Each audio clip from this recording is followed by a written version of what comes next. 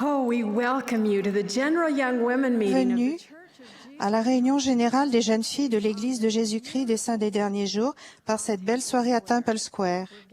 Nous sommes réunis au centre de conférence de Salt Lake City et des jeunes filles, accompagnées de leurs mères et de leurs dirigeantes, se sont aussi rassemblées dans le monde entier. Thomas Monson, qui préside cette réunion, m'a demandé de la diriger. Je suis Hélène Dalton, présidente générale des jeunes filles. Nous avons le plaisir d'avoir le président Monson et ses conseillers, Henry Herring et Dieter Uchtdorf, avec nous ce soir. Nous souhaitons la bienvenue à Robert Hales et Neil Anderson du Collège des 12 Apôtres et à Gary Stevenson, évêque président de l'Église. Nous soutenons et honorons ces frères et nous les remercions de leur soutien. Sur l'estrade se trouvent également mes conseillères, Mary-Ann Cook et Anne Dibb. J'aime ces femmes remarquables et je suis reconnaissante de l'occasion que nous avons de servir ensemble. Nous souhaitons la bienvenue aux présidences générales de la Société de secours et de la primaire avec nous sur l'estrade ce soir. Nous sommes reconnaissantes aux femmes exemplaires qui font partie du Bureau général des jeunes filles. Ce sont des femmes justes, vertueuses, qui servent fidèlement en faveur des jeunes filles du monde entier. Nous saluons aussi la présence parmi nous ce soir d'une invitée de marque, Florence Smith Jacobsen, ancienne présidente générale des jeunes filles. Sœur Jacobsen fêtera son 100e anniversaire le week-end prochain pendant la conférence générale. Elle était présidente générale quand j'étais encore une jeune fille. Une grande partie des programmes et événements merveilleux qu'elle a lancés sont toujours une bénédiction pour nous aujourd'hui. Sœur Jacobsen, nous vous rendons hommage et vous remercions de votre exemple merveilleux et durable de fille vertueuse de Dieu. Nous vous souhaitons à toutes la bienvenue, à vous qui êtes dans l'auditoire et aux personnes qui y assistent grâce à la télévision, au satellite, à l'Internet et à d'autres moyens techniques. Nous nous réjouissons de cette occasion d'apprendre ensemble sous la direction de prophètes, voyants et révélateurs. La musique de cette réunion sera interprétée par un chœur de jeunes filles des pieux de Highland et Highland Sud, Utah, sous la direction de Mary Lee Webb, avec Linda Marget à l'orgue. Le chœur et l'assemblée ouvriront cette session chantant « Tout au sommet des monts ». Ensuite, Ella Edgley, abeille de la première paroisse de Parley, fera la prière d'ouverture.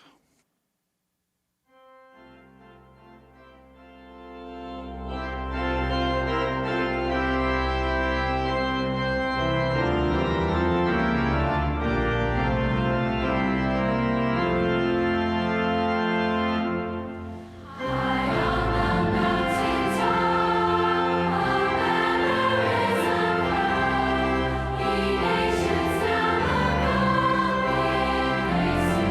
now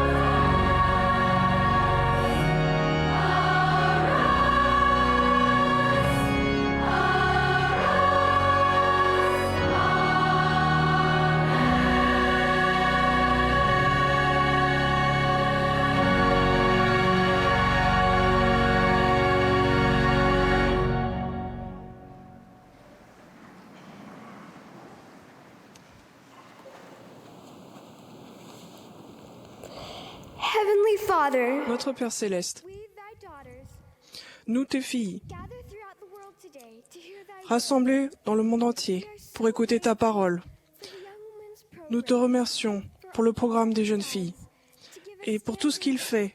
for all that we do. We are so grateful for our leaders Nous te and for our remercions prophet, pour nos dirigeantes et pour notre prophète, flows to bless and guide our lives. par lesquelles la révélation nous parvient pour guider notre vie. Share the gospel. Merci de la possibilité que nous avons de vivre l'Évangile. Inspired messages given S'il today te plaît, ouvre notre cœur pour que nous puissions être inspirés par les messages qui vont nous être donnés. young women throughout the world who are facing trials. Bénis les jeunes filles qui ont des épreuves dans le monde entier. Strength and courage to defend Accorde-nous la force et le courage de défendre nos principes et nos croyances. Please bless that we will always stand in holy places and Permets que nous soyons toujours dans des lieux saints Savior's return. et que In the name of our nous ne laissions pas ébranler jusqu'à ce que notre Sauveur revienne. Au nom de Jésus-Christ. Amen.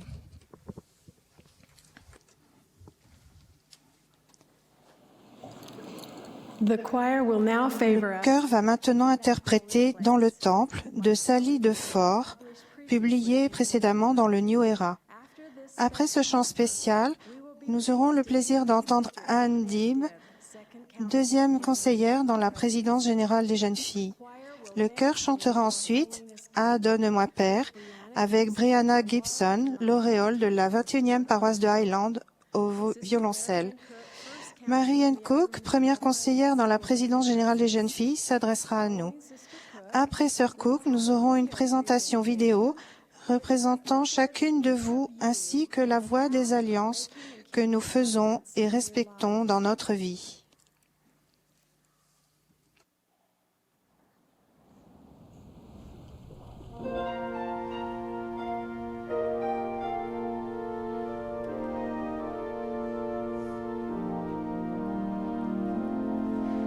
Holy temple, hallowed walls, filled with heaven's light, where the Spirit teaches truth and testifies of Christ.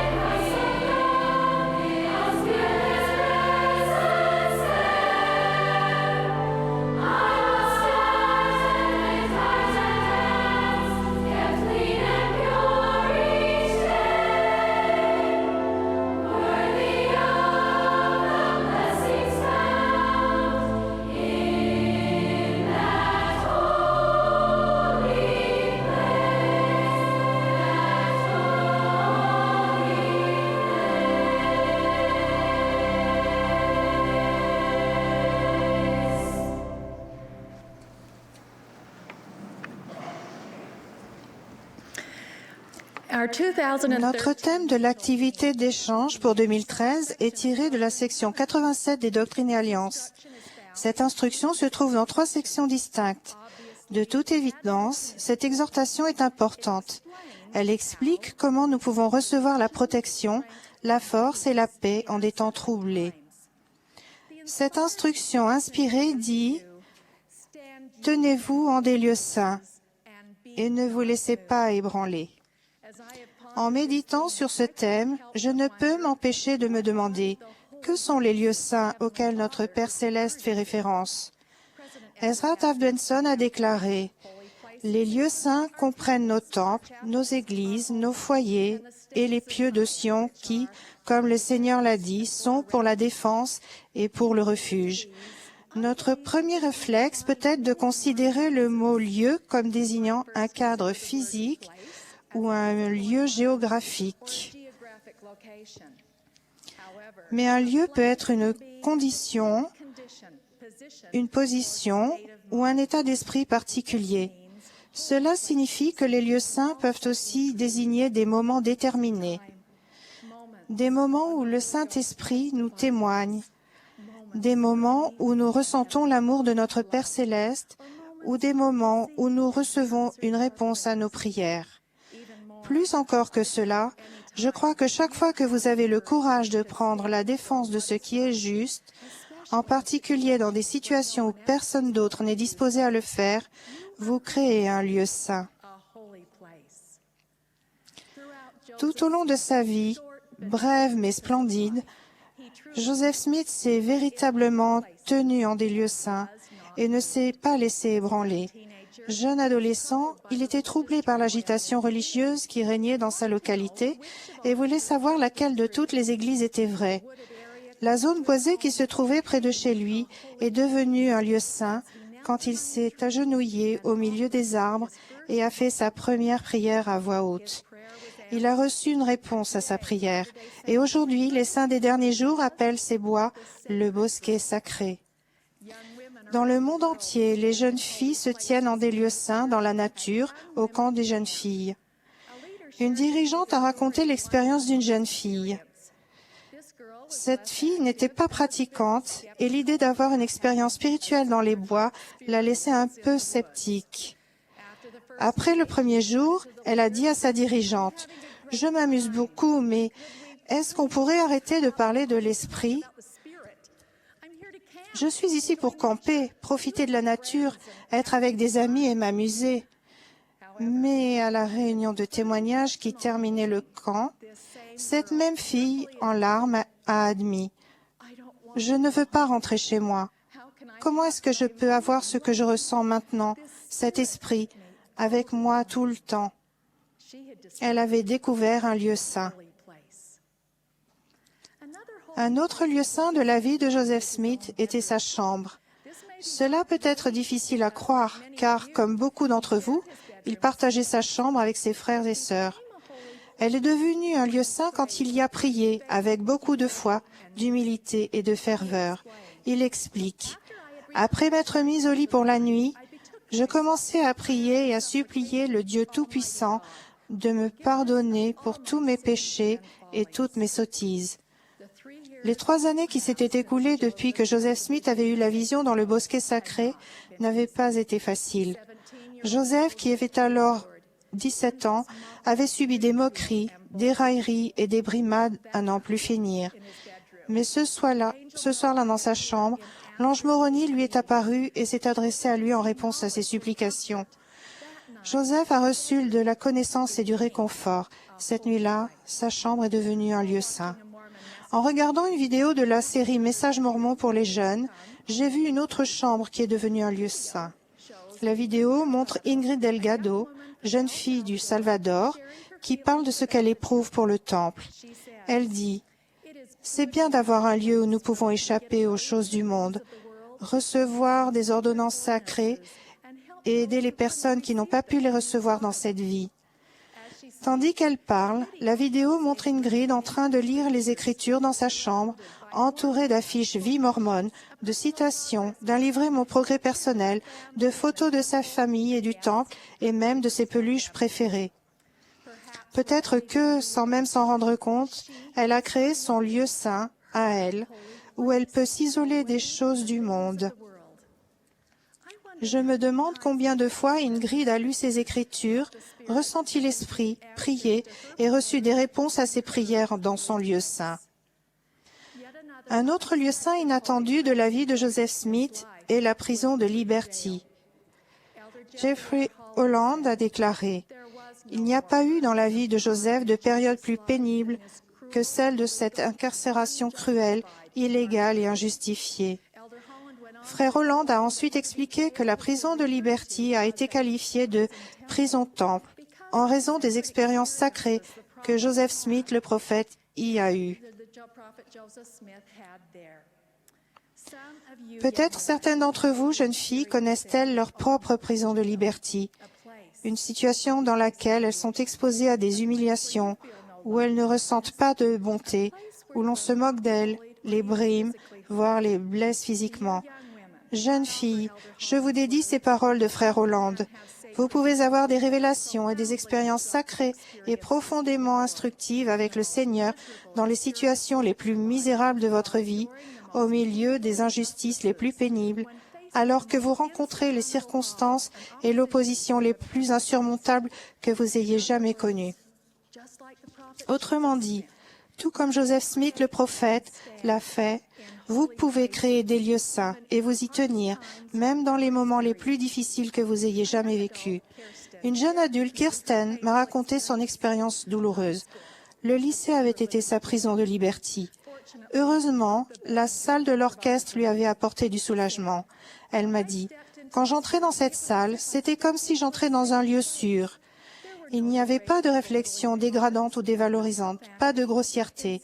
Au lieu de cela, ce que nous entendions, c'était des paroles d'encouragement et d'amour. Nous faisions preuve de gentillesse. C'était un endroit heureux. La salle de l'orchestre était remplie de l'esprit, tandis que nous répétions et jouions de la musique. L'atmosphère de cette salle était en grande partie due à l'influence du professeur de musique. C'était un bon chrétien. Avec le recul, je me rends compte que le lycée a été un lieu de purification. C'était difficile, mais j'ai appris la résilience. Je serai éternellement reconnaissante de mon refuge, mon lieu saint, la salle de l'orchestre. Avez-vous pensé à vos lieux saints ce soir? J'ai demandé à des centaines de jeunes filles de me parler de leurs lieux saints. Qu'il s'agisse de lieux géographiques ou de moments déterminés, ils sont tout aussi sacrés et ont une incroyable capacité de fortifier. Voici 9 de leurs réponses touchantes. 1. J'étais à la maternité, tenant mon nouveau petit frère. 2. Chaque fois que je lis ma bénédiction patriarcale, je sens que mon Père Céleste me connaît et m'aime. 3. Le jour de mes 12 ans, les jeunes filles de la paroisse ont décoré ma porte avec des cœurs en papier. Je me suis sentie aimée, acceptée et heureuse. 4. Un jour, alors que je lisais les Écritures, une phrase m'a sauté aux yeux. C'était la réponse à mes prières. 5. Je suis allée à une soirée où des personnes buvaient. L'Esprit m'a dit de faire demi-tour et de rentrer chez moi. C'est ce que j'ai fait. Et bien sûr, il y a eu des conséquences sociales. Mais cette occasion m'a donné l'assurance dont j'avais besoin pour savoir que je pouvais vivre l'Évangile. 6. Un dimanche pendant la Sainte Seine, je pensais à l'expiation. J'ai compris que je devais pardonner à quelqu'un contre qui j'étais en colère. Ma décision de pardonner était une action positive qui ferait opérer l'expiation dans ma vie quotidienne. 7. Après avoir assisté avec moi à la rentrée des jeunes filles, ma mère m'a embrassée sur la joue et m'a dit qu'elle m'aimait. Pour autant que je me souvienne, c'était la première fois qu'elle le faisait. 8. Avec l'assurance de mon évêque, j'ai su que la promesse des Écritures était vraie. Si vos péchés sont comme le cramoisi, ils deviendront blancs comme la neige. Cela m'a donné de l'espoir et j'ai pu entreprendre le long processus du repentir. Enfin, un soir, j'ai pris mon courage à deux mains pour faire part à ma meilleure amie de mes sentiments concernant l'Évangile et lui donner un livre de Mormon. Plus tard, j'ai eu la bénédiction d'assister à son baptême. Maintenant, nous assistons ensemble aux réunions de l'Église. Je vais vous parler de l'un de mes lieux saints. Un jour, je me sentais accablée, effrayée, totalement seule. J'ai fait cette prière silencieuse. Père céleste, je ne sais pas comment faire cela. Aide-moi, s'il te plaît. Peu après, quelqu'un s'est approché à l'improviste, a posé la main sur mon épaule et m'a adressé quelques paroles d'encouragement sincère. À ce moment-là, je me suis sentie en paix. Je me suis sentie reconnue. Tout avait changé. Les paroles de Spencer Kimball me sont venues à l'esprit. Dieu nous remarque et il veille sur nous. Mais c'est généralement par l'intermédiaire d'une autre personne qu'il répond à nos besoins. Pour moi, cette situation était devenue un lieu saint. Chère jeune fille, il y a d'innombrables autres lieux saints dont j'aurais bien voulu que nous puissions parler ce soir. Je vous recommande, quand vous rentrerez chez vous, de noter dans votre journal les situations que vous reconnaissez ou dont vous vous souvenez comme étant des lieux saints. Il est clair pour moi que des milliers d'entre vous se tiennent en des lieux saints.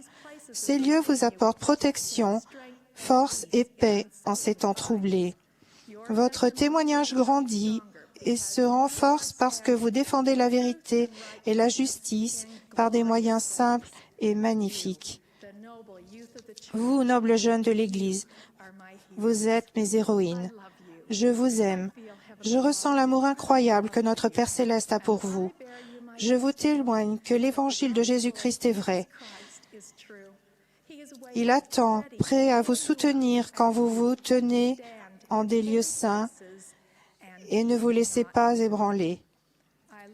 J'aime et je soutiens le président Monson, notre prophète fidèle et encourageant.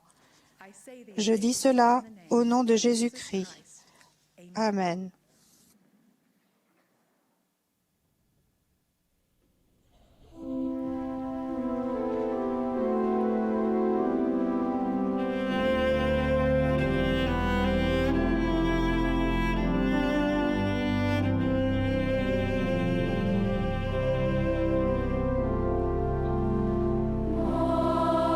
Holiness give me, more striving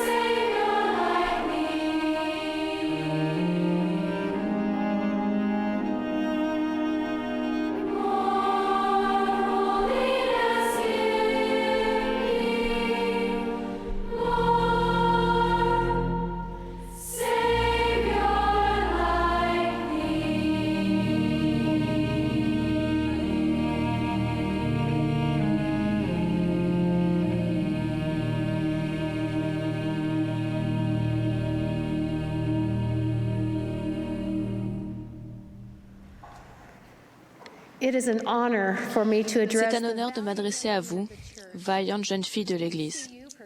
Nous vous voyons progresser sur le chemin des gens qui respectent leurs alliances et nous savons que votre vie vertueuse sera une bénédiction pour vos ancêtres, pour votre famille actuelle et pour les membres de votre famille à venir. Car, comme l'a dit le président Hinckley, en sauvant une jeune fille, vous sauvez des générations. Lorsque vous vous êtes fait baptiser et que vous avez reçu le don du Saint-Esprit, vous êtes entrés sur le chemin de l'Alliance. Il se poursuit chaque semaine à la réunion de Sainte-Seine, un lieu saint où vous renouvelez l'alliance de votre baptême. Le moment est maintenant venu de vous préparer à contracter les alliances du Temple. Les ordonnances et les alliances sacrées que l'on peut accomplir dans les saints temples permettent aux personnes de retourner dans la présence de Dieu et à notre famille d'être unis éternellement. Tenez-vous en des lieux saints pour vos ancêtres. Tout être humain qui vient sur la terre est le résultat de générations de parents. Nous aspirons naturellement à nous rattacher à nos ancêtres. En participant à l'histoire familiale et à l'œuvre du Temple, vous tissez votre vie dans celle de vos ancêtres en leur permettant de contracter les ordonnances salvatrices. Tenez-vous en des lieux saints pour vous-même et pour votre famille immédiate. Votre exemple de justice sera la source d'une grande joie, quelle que soit votre situation familiale. Les choix justes que vous faites vous permettront de contracter et de respecter des alliances sacrées qui lieront éternellement les membres de votre famille. Tenez-vous en des lieux saints pour votre future famille.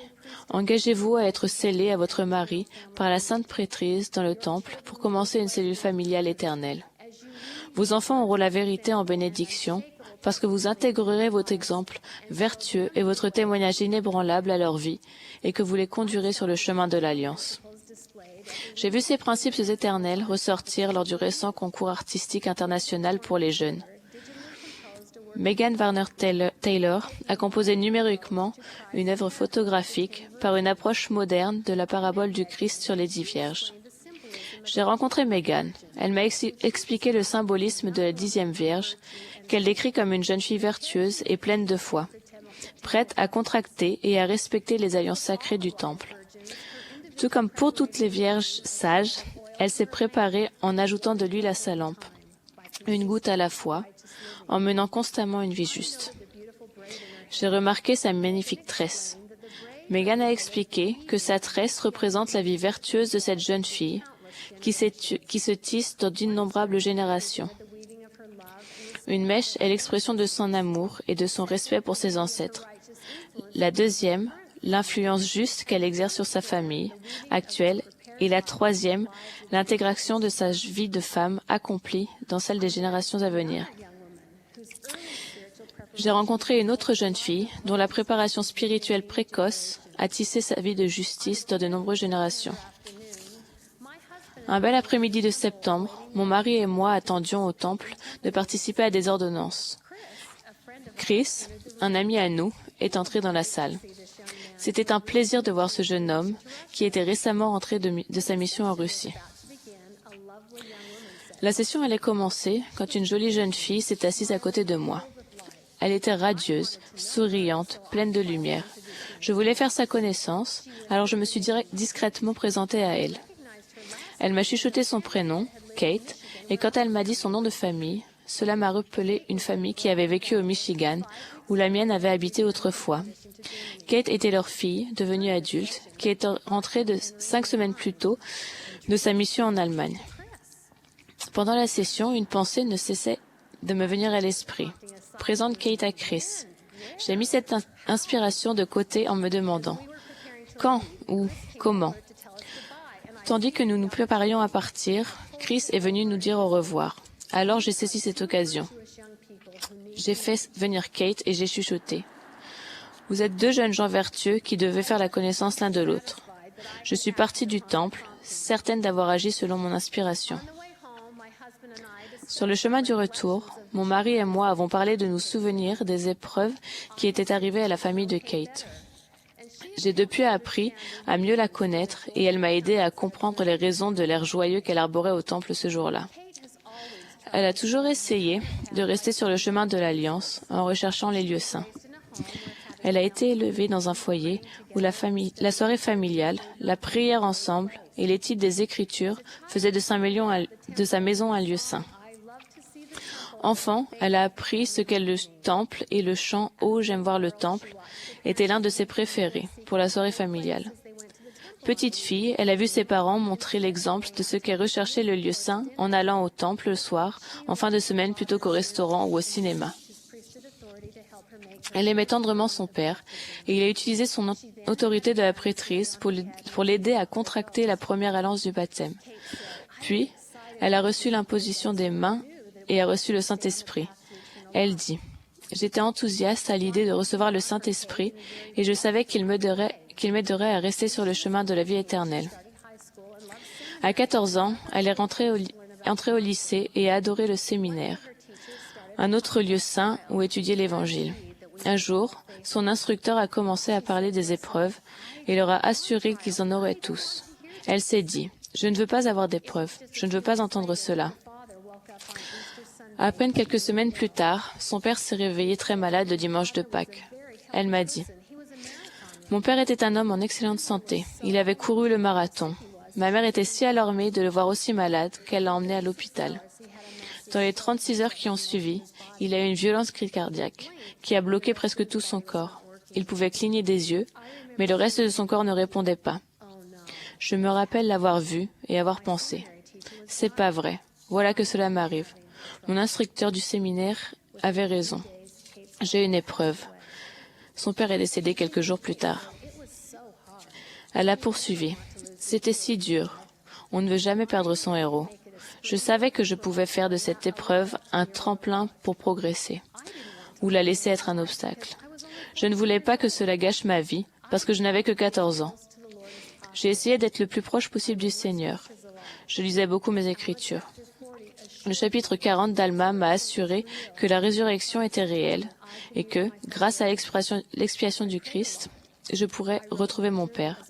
J'ai beaucoup prié. J'ai écrit dans mon journal aussi souvent que je le pouvais. J'ai gardé un témoignage fort en l'écrivant. Chaque semaine, j'allais à l'église et aux jeunes filles.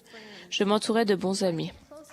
Je restais proche des membres attentionnés de ma famille, surtout de ma mère, qui était l'encre de notre famille.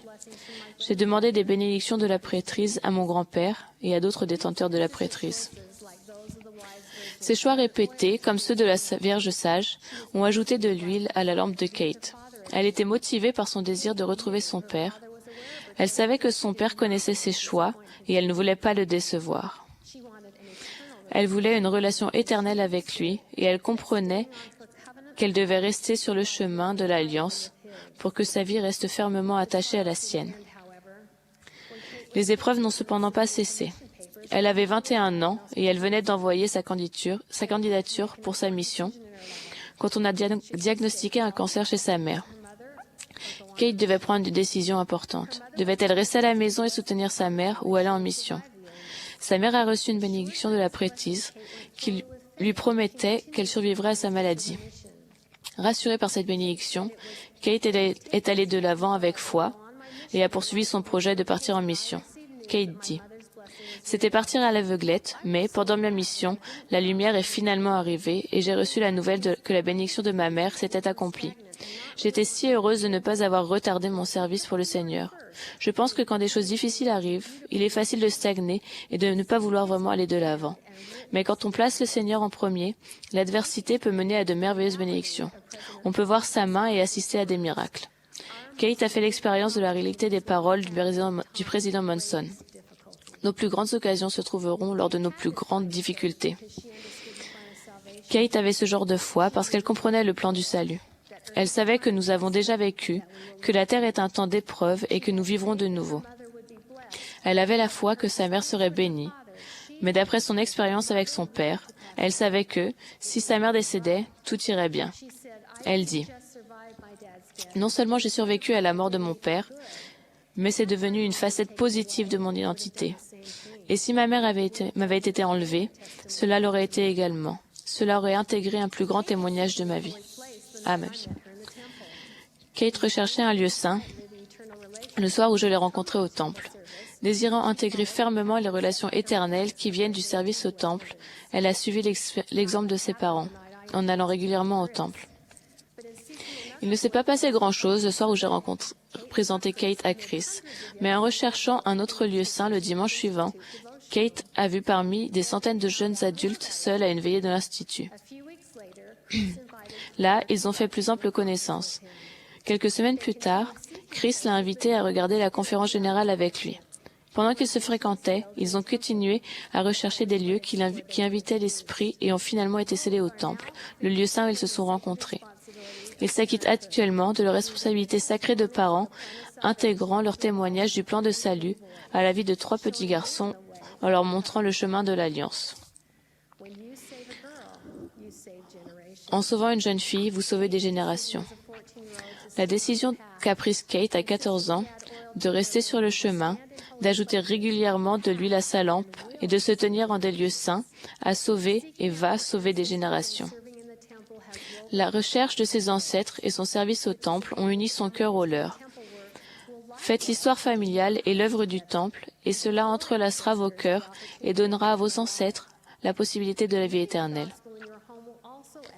Vivez l'Évangile dans votre foyer. Cela ajoutera aussi de l'huile à votre lampe et apportera dès à présent de la force spirituelle à votre foyer et bénira votre future famille d'innombrables façons.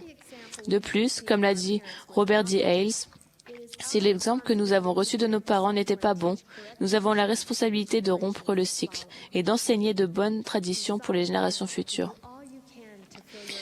Décidez maintenant de faire tout ce que vous pouvez pour remplir votre lampe, pour que votre témoignage et votre exemple ferme s'intègrent à la vie de nombreuses générations passées, présentes et futures. Je témoigne que votre vie vertueuse sauvera non seulement des générations, mais aussi votre vie éternelle, à vous, parce que c'est le seul moyen de retourner à votre Père céleste et de trouver la vraie joie maintenant et pour toute l'éternité. Au nom de Jésus-Christ, Amen.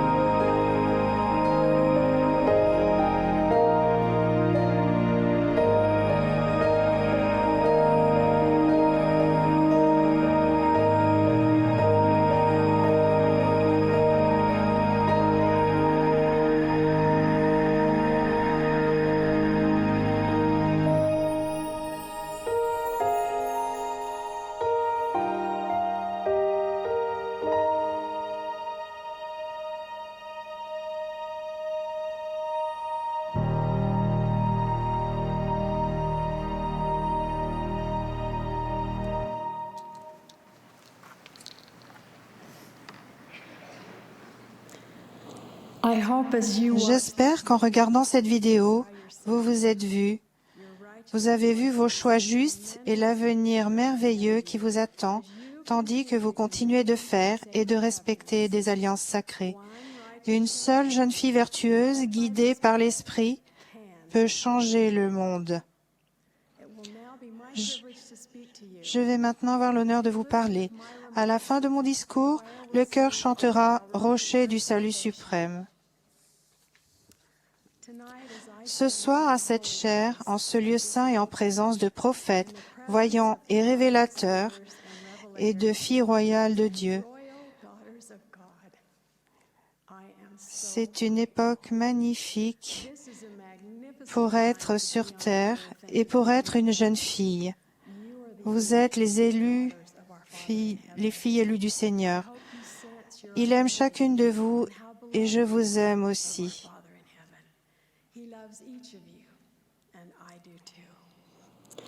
on the desk in my office. Sur mon bureau, j'ai la sculpture en bronze d'une jeune fille dont le nom est Christina.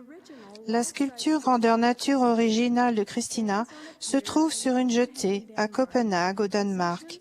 Elle est orientée pour regarder au-delà de la mer, vers Sion. Sa décision de se joindre à l'Église et de quitter son foyer n'a pas été facile, et vous pouvez voir des vents contraires souffler violemment contre elle. Elle tient bon, faisant quelque chose de très difficile, mais qu'elle sait être juste. Ses descendants ont placé sa sculpture sur cette jetée pour lui rendre hommage, car la décision qu'elle a prise ce jour-là a une importance éternelle pour des générations. Pour moi, cette sculpture représente chacune d'entre vous. Comme elle, vous êtes sur le point de prendre de nombreuses décisions importantes et vous faites chaque jour des choix, parfois difficiles, qui façonneront non seulement votre avenir, mais aussi la destinée de générations. Vous aussi, vous faites face au vent violent de l'opposition, de l'adversité, de la pression des autres et de la pollution morale.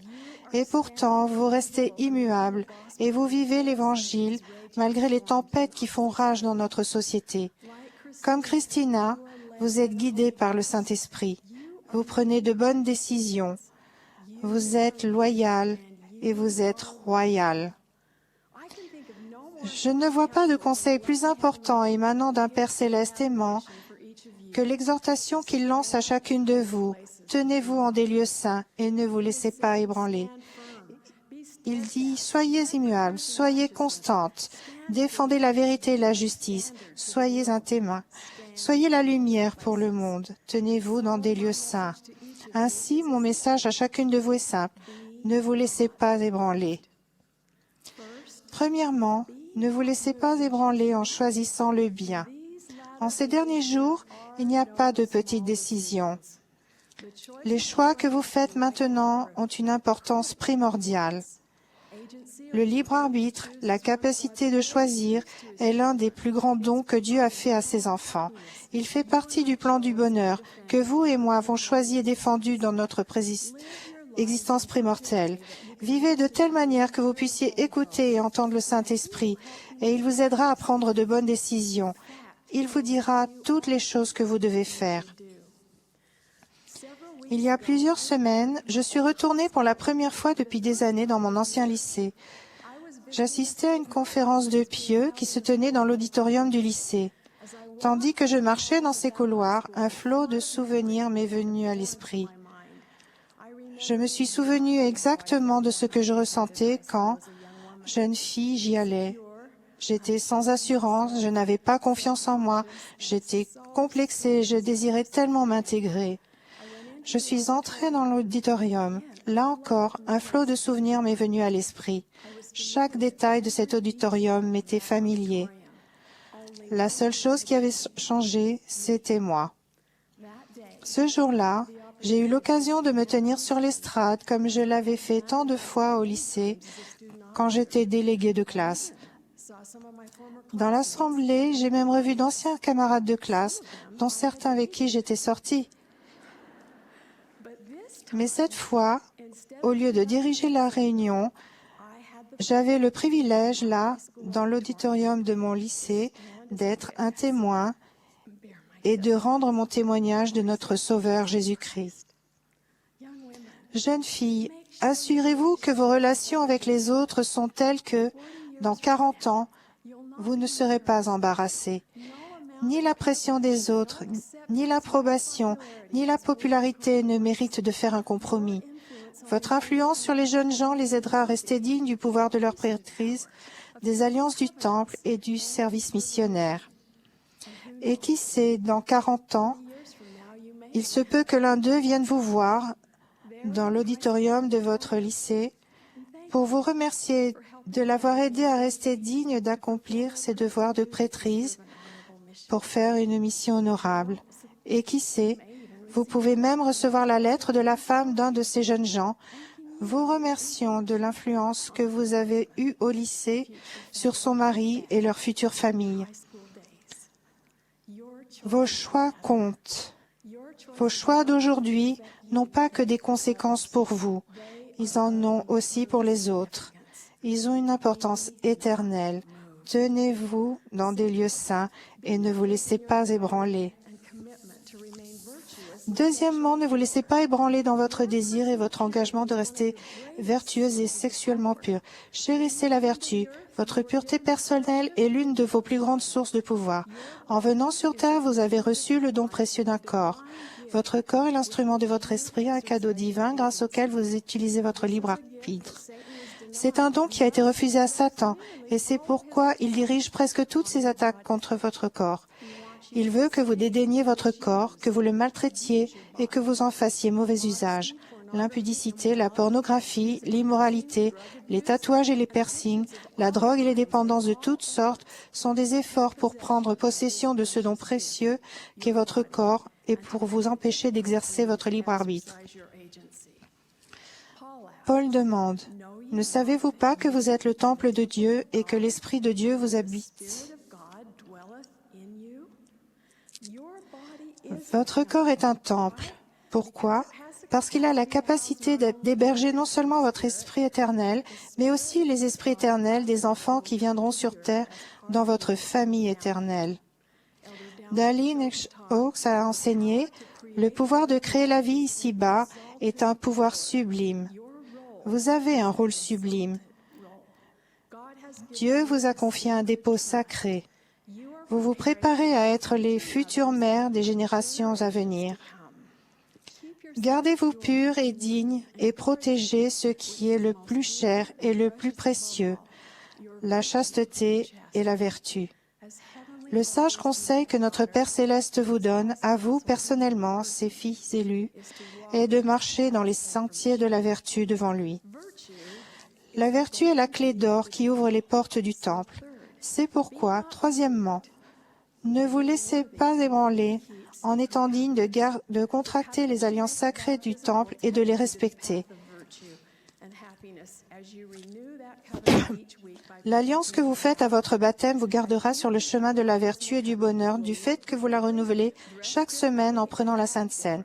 Si vous respectez l'alliance de votre baptême, vous aurez un aspect différent, vous vous habillerez différemment et vous agirez différemment du monde. Le respect de cette alliance vous permettra d'être guidé par le Saint-Esprit. Tenez-vous en des lieux saints et ne vous approchez même pas des endroits ou de la musique, des médias ou des personnes qui peuvent vous faire perdre la compagnie du Saint-Esprit. Et en respectant vos alliances, vous resterez dignes et préparés pour entrer dans les saints temples du Seigneur. Enfin, ne vous laissez pas ébranler dans votre acceptation de l'expiation du Sauveur. L'expiation est pour vous et pour moi. C'est un pouvoir habilitant et rédempteur. Si vous ne vous sentez pas digne de vous tenir en des lieux saints, ne portez pas ce fardeau un jour de plus. Dans la condition mortelle, nous commettons tous des fautes.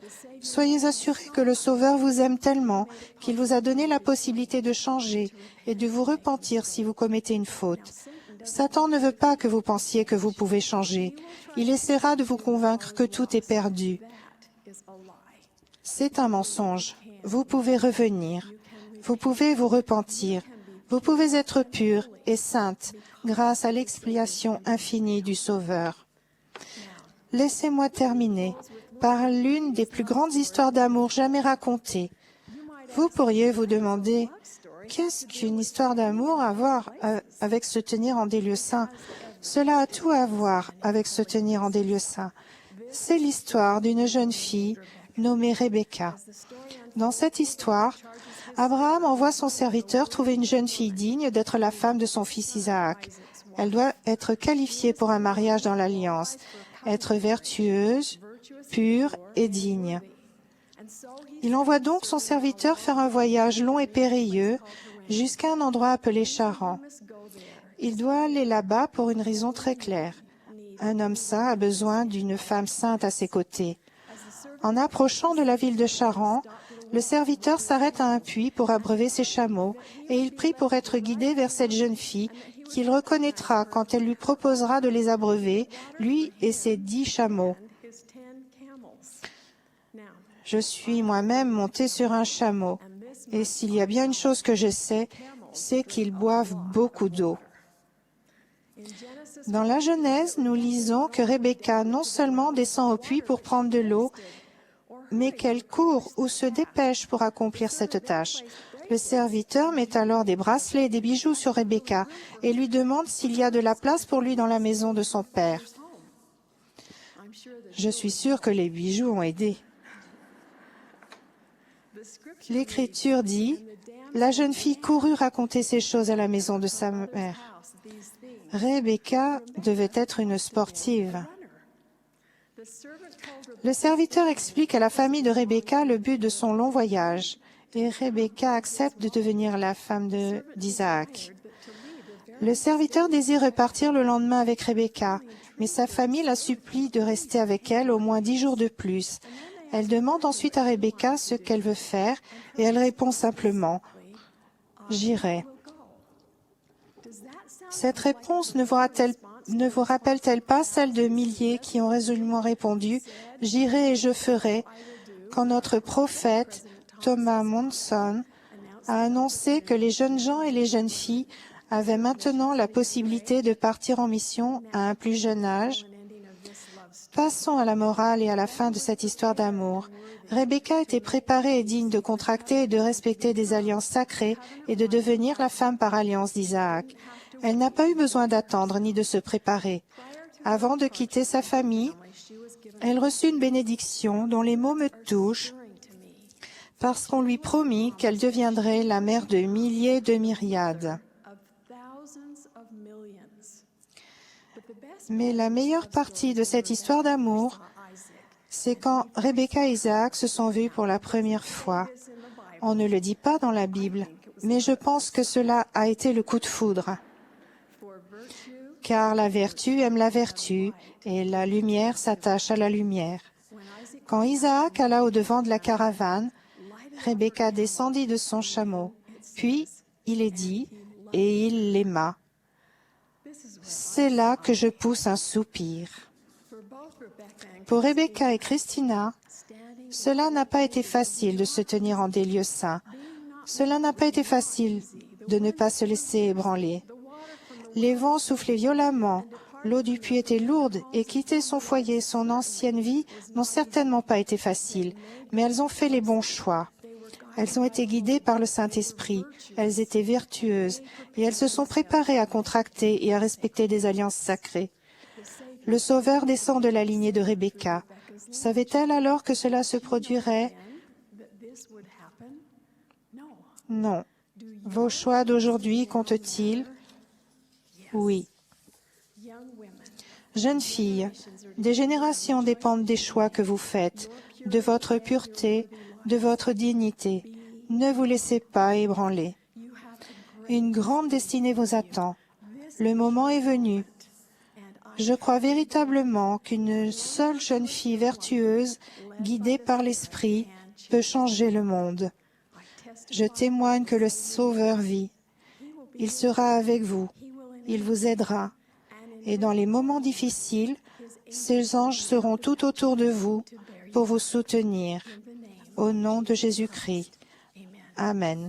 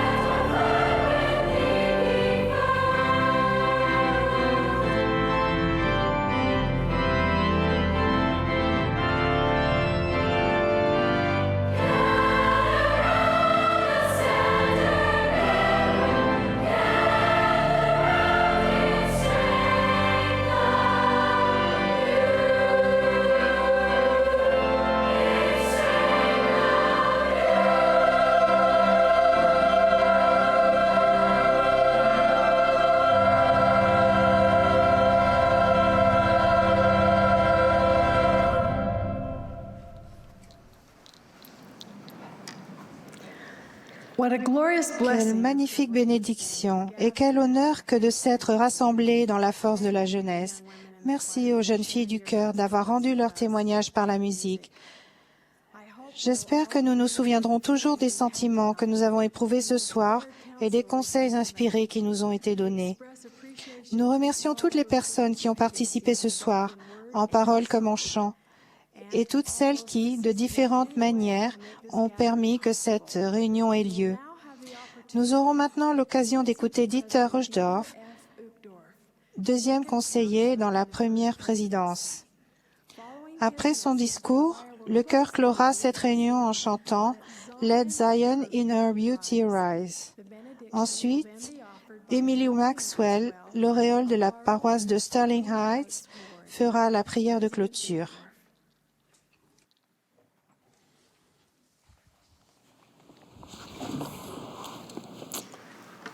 Nous avons ce soir l'honneur de la présence du président Monson, notre prophète bien-aimé.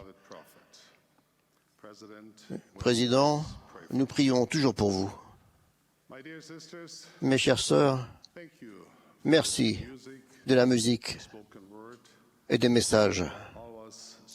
Ils étaient inspirants et tout à fait en rapport avec Pâques, l'événement sacré que nous célébrons cette semaine. C'est une joie d'être avec vous, précieuses jeunes sœurs, ainsi qu'avec vos mères et vos remarquables dirigeantes. Vous avez un esprit radieux et un sourire contagieux. Le Seigneur se soucie vraiment de vous et vous observe avec amour du haut des cieux. J'ai grandi à Zwickau, dans l'ex-Allemagne de l'Est. Quand j'avais 11 ans, mon père, dissident politique, était de plus en plus surveillé. Et mes parents ont estimé que le seul choix sûr pour notre famille était de nous enfuir en Allemagne de l'Ouest. Il a été décidé que le meilleur plan serait de partir à différents moments, de prendre différentes routes vers l'Ouest et de laisser tous nos biens derrière nous. Comme mon père était celui qui courait le plus de risques, il a pris le chemin le plus rapide par Berlin. Mes grands frères ont pris la direction du nord et chacun est passé à l'ouest par ses propres moyens. Ma sœur, qui devait avoir le même âge que beaucoup d'entre vous aujourd'hui, a pris un train qui passait brièvement en Allemagne de l'Ouest avec Helga Wassmann, son instructrice des jeunes filles et d'autres personnes. Elles ont payé un employé pour leur déverrouiller l'une des portes. Et une fois que le train a eu dépassé la frontière de l'Allemagne de l'Ouest, elles ont sauté en marche vers la liberté. Comme j'admirais ma sœur pour son courage.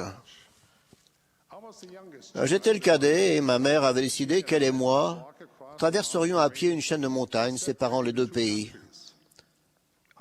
Je me souviens qu'elle emballait un casse-croûte comme si nous allions faire une randonnée ou un pique-nique dans les montagnes.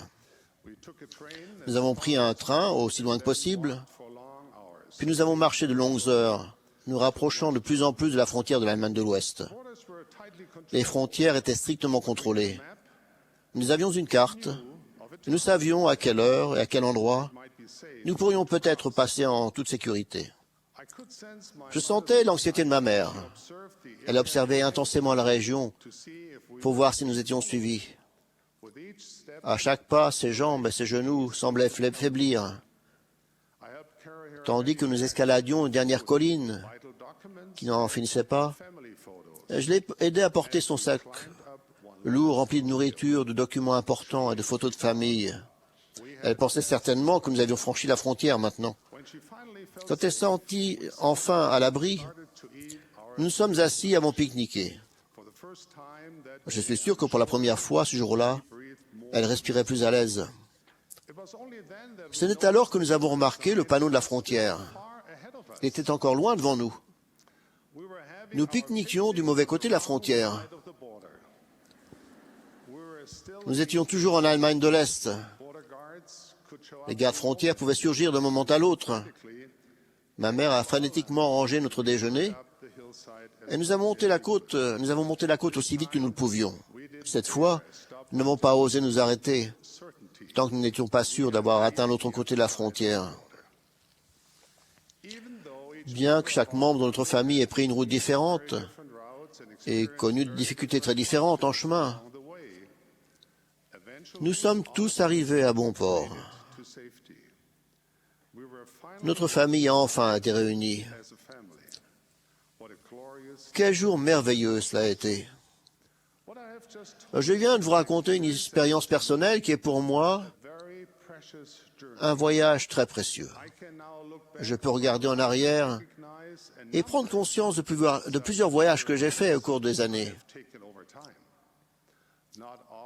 Tous n'impliquaient pas de traverser des chaînes de montagnes ou des frontières politiques, mais certains de surmonter des épreuves ou de progresser spirituellement. Mais c'était tous des voyages.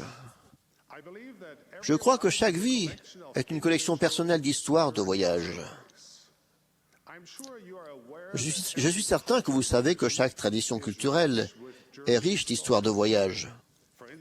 Par exemple, vous connaissez peut-être le voyage de Dorothy et de son chien Toto, de le magicien d'Oz. Dorothy et Toto sont pris dans une tornade et atterrissent au pays d'Oz.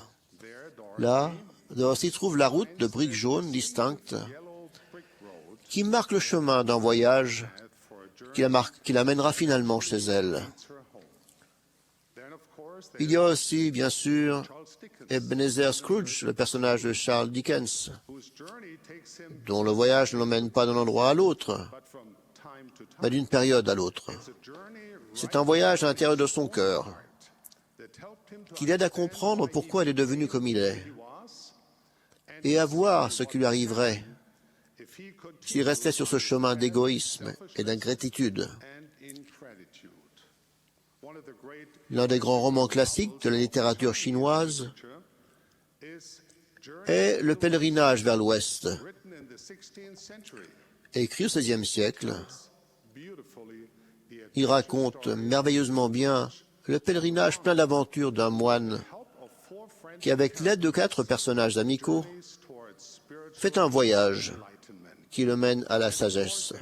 Et bien sûr, il y a Bilbo Sackett, petit hobbit modeste qui aurait préféré de beaucoup rester chez lui et manger sa soupe. Mais quelqu'un frappe un jour à sa porte.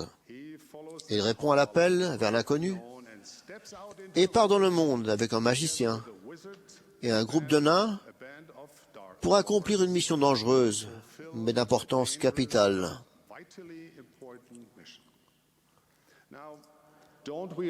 Est-ce que nous n'aimons pas ces histoires de voyage parce que nous imaginons que nous sommes les voyageurs? Leur succès et leurs échecs peuvent nous aider à retrouver notre chemin dans la vie. La vidéo que nous avons vue il y a quelques minutes raconte aussi une belle histoire de voyage. Peut-être ces histoires nous rappellent-elles aussi une histoire de voyage que nous devrions tous connaître. Une histoire dans laquelle chacun de nous joue un rôle important. Cette histoire commence il y a très longtemps, bien avant que la Terre ne commence à tourner sur son orbite, bien avant que le Soleil n'atteigne de ses bras enflammés la froideur de l'espace, bien avant que de grandes et petites créatures n'aient peuplé notre planète. Vous viviez dans un endroit beau et lointain. Nous n'avons pas beaucoup de détails sur la vie dans l'existence prémortelle, mais nous en connaissons certains. Notre Père Céleste nous a révélé qui il est, qui nous sommes et ce que nous pouvons devenir. Dans ce premier état, vous saviez avec certitude que Dieu existait, parce que vous le voyiez et l'entendiez. Vous connaissiez Jésus-Christ, qui allait devenir l'agneau de Dieu. Vous aviez foi en lui, et vous saviez que votre destin n'était pas de rester dans la sécurité de votre foyer prémortel. Même si vous aimiez cette sphère éternelle, vous saviez que vous vouliez et deviez faire un voyage. Vous alliez quitter les bras de votre Père, traverser le voile de l'oubli, recevoir un corps mortel et apprendre et vivre des choses qui vous aideraient à progresser pour devenir plus semblable à votre Père céleste et retourner en sa présence. Dans cet endroit sacré, entouré des gens que vous connaissiez et aimiez, la grande question que vous aviez sur les lèvres et dans le cœur devait être « Retournerai-je sain et sauve dans mon foyer céleste ?» Il y avait tant de choses qui ne dépendraient pas de vous. La vie de la condition mortelle sera difficile parfois, et la route remplie d'embûches inattendues, la maladie, le chagrin, les accidents, les conflits. Sans le souvenir de votre précédente existence, sans vous souvenir que vous aviez marché avec votre Père céleste autrefois, pourriez-vous toujours reconnaître sa voix? Parmi tous les bruits et toutes les distractions de la condition mortelle, le voyage à venir semblait long et incertain, rempli de tant de risques. Il n'allait pas être facile, mais vous saviez que chaque effort en vaudrait la peine. Vous étiez donc au bord de l'éternité, regardant vers l'avenir avec un enthousiasme, un espoir inexprimable. Et j'imagine aussi avec une certaine dose d'inquiétude et de peur.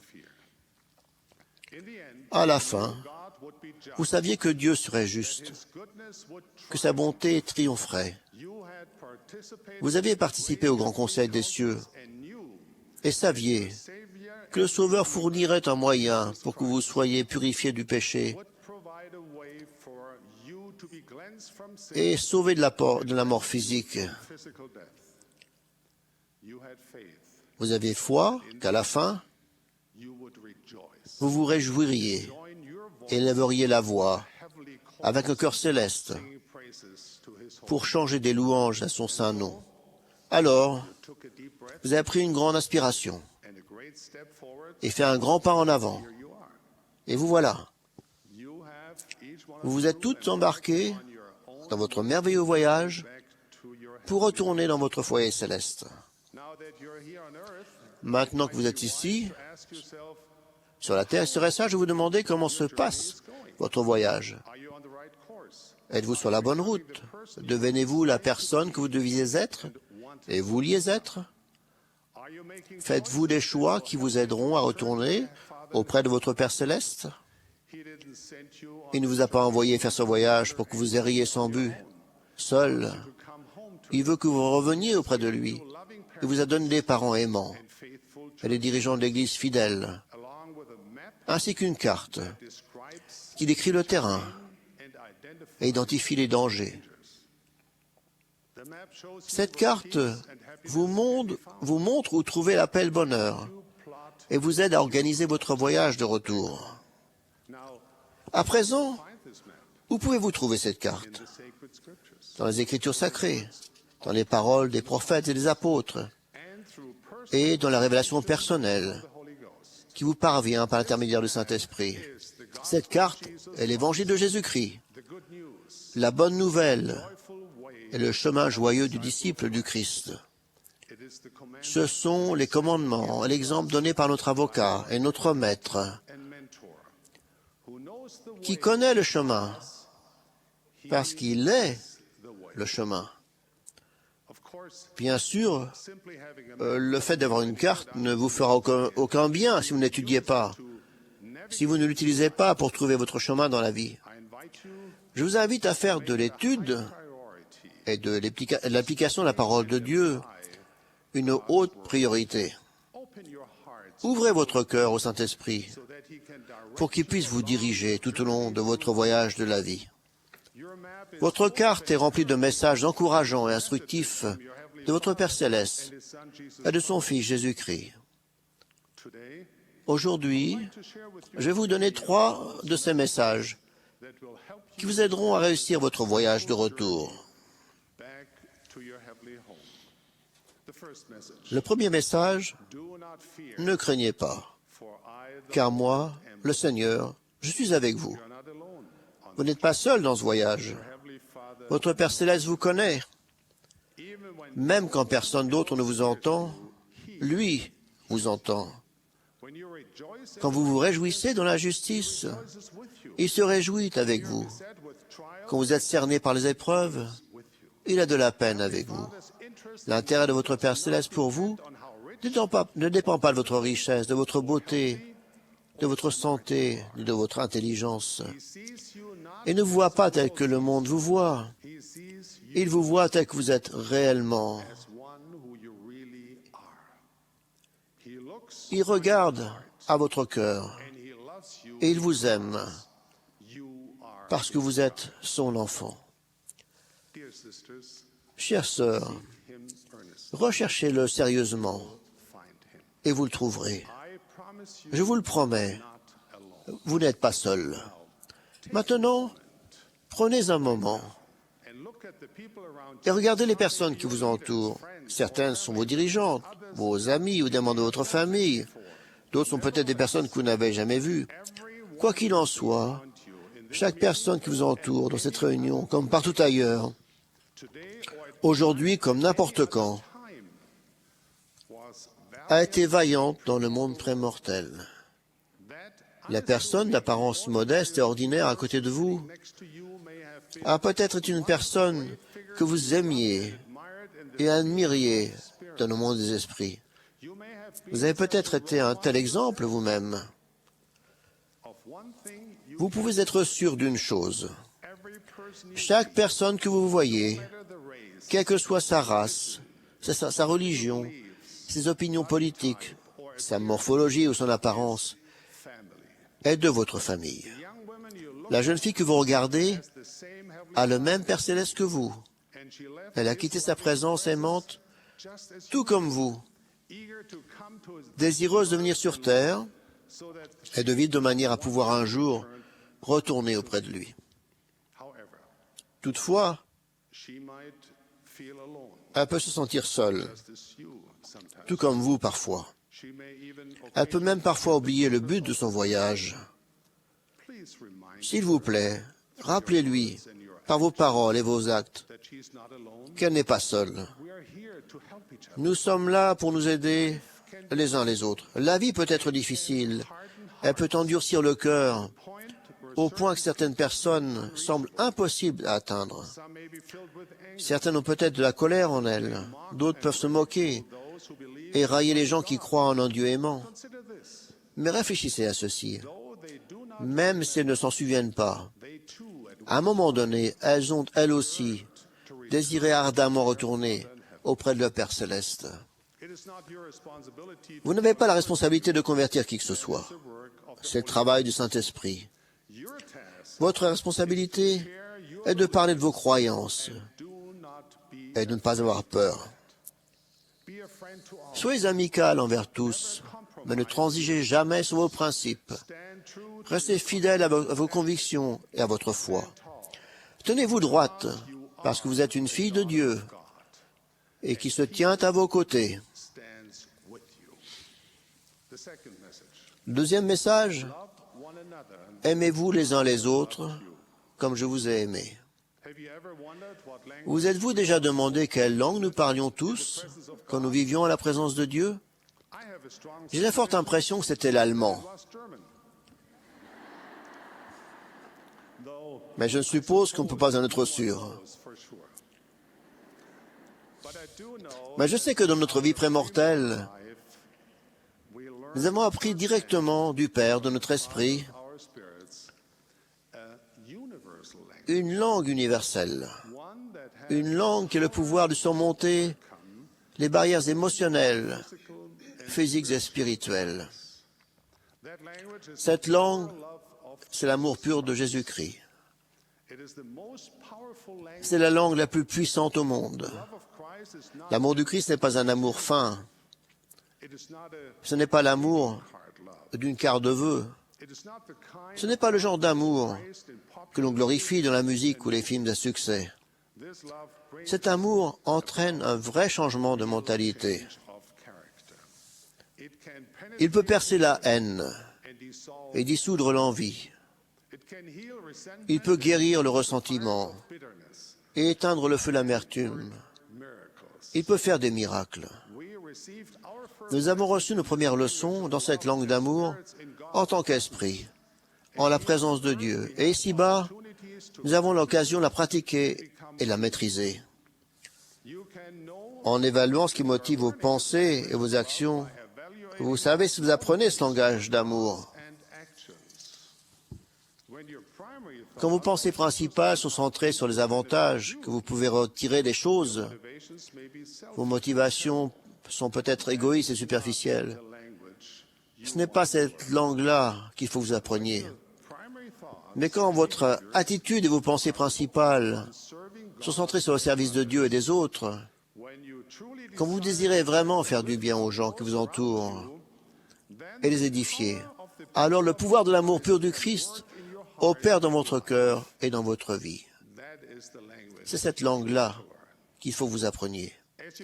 Une fois que vous maîtrisez bien cette langue et que vous l'utilisez dans vos relations avec les autres, ils vont reconnaître quelque chose en vous qui peut éveiller en eux le sentiment longtemps caché de recherche du bon chemin pour leur voyage de retour vers leur foyer céleste.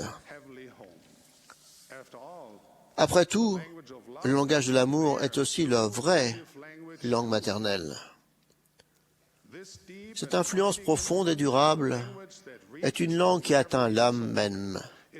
C'est une langue de compréhension, une langue de service, une langue qui édifie, réjouit et réconforte.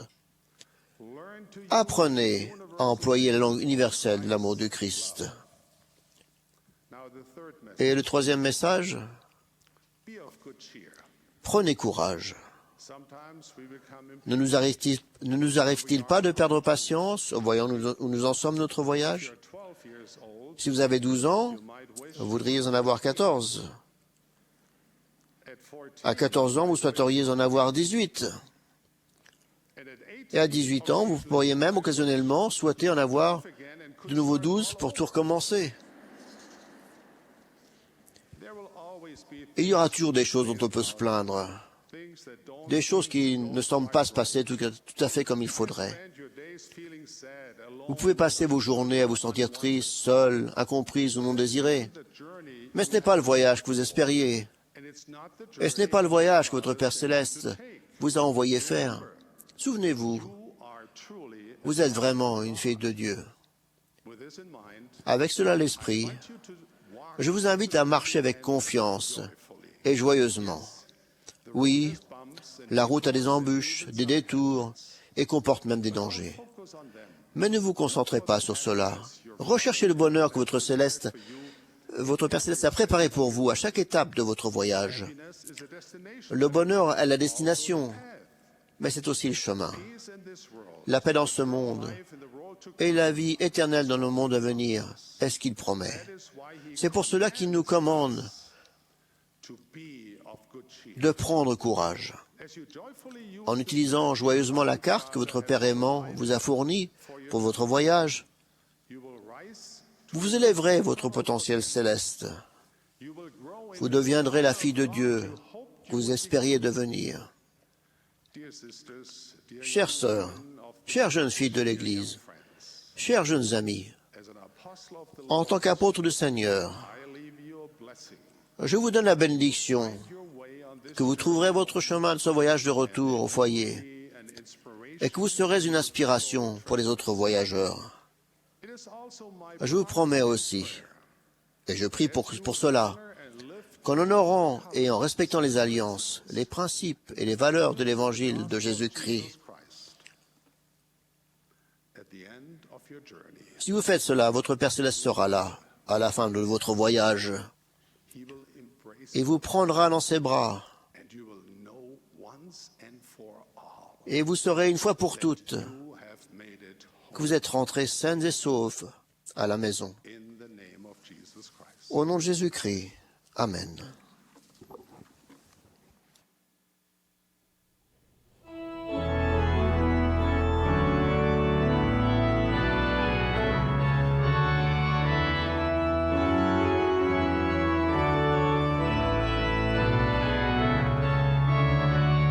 Let Zion in her beauty rise, her light begins to shine. Ere long her King will rend the skies.